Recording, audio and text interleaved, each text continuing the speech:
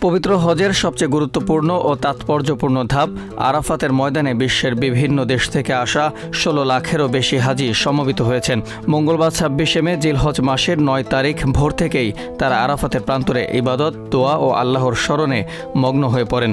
ইসলামী ঐতিহ্যে উকুফে আরাফাকে হজের মূল স্তম্ভ হিসেবে বিবেচনা করা হয়। মহানবী হজরত মুহাম্মদ সাল্লাল্লাহু আলাইহি ওয়াসাল্লাম বলেছেন, হজ হলো আরাফা।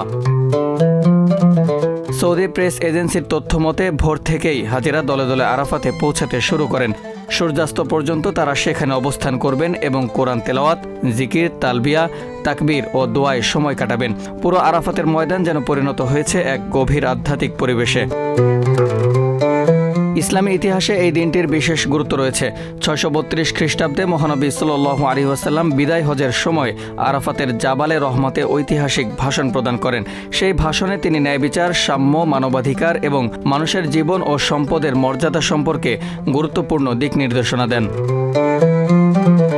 মঙ্গলবার দুপুরে হাজিদের উদ্দেশ্যে আরাফার খুতবা প্রদান করা হবে। এতে দিনের ফজিলত ও ইসলামী শিক্ষা তুলে ধরা হবে। এরপর সুন্নাহ অনুযায়ী হাজিরা জোহর ও আসরের নামাজ একসঙ্গে সংক্ষিপ্ত আকারে আদায় করবেন। মক্কা থেকে প্রায় ২০ কিলোমিটার দক্ষিণ পূর্বে অবস্থিত আরাফাতের বিস্তীর্ণ প্রান্তরে রয়েছে জাবালে রহমত বা রহমতের পাহাড়। ইসলামী বিশ্বাসী অনুযায়ী এখানেই হজরত আদম আলাইহিসসালাম ও হজরত হাওয়া আলাইহিসসালাম এর পুনর্মিলন ঘটেছিল।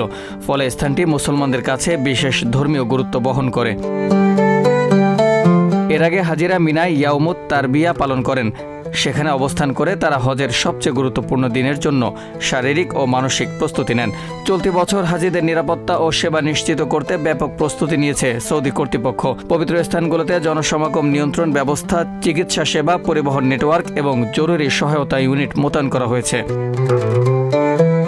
অন্যদিকে ৪৫ ডিগ্রি সেলসিয়াসের বেশি তাপমাত্রার কারণে স্বাস্থ্য কর্তৃপক্ষ উচ্চ সতর্কতায় রয়েছে। হাজিদের পর্যাপ্ত পানি পান এবং দীর্ঘ সময় সরাসরি রোদে অবস্থান না করার পরামর্শ দেওয়া হয়েছে। মঙ্গলবার সূর্যাস্তের পর হাজিরা আরাফাত থেকে মুজদালিফার উদ্দেশ্যে রওনা হবেন। সেখানে তারা মাগরিব ও এশার নামাজ একসঙ্গে আদায় করবেন এবং রাত যাপন করবেন। পাশাপাশি পরদিন শয়তানকে প্রতীকী পাথর নিক্ষেপের আনুষ্ঠানিকতার প্রস্তুতিও গ্রহণ করবেন। আবু সালেম মোহাম্মদ সাব্বির, প্রজন্ম ২৪।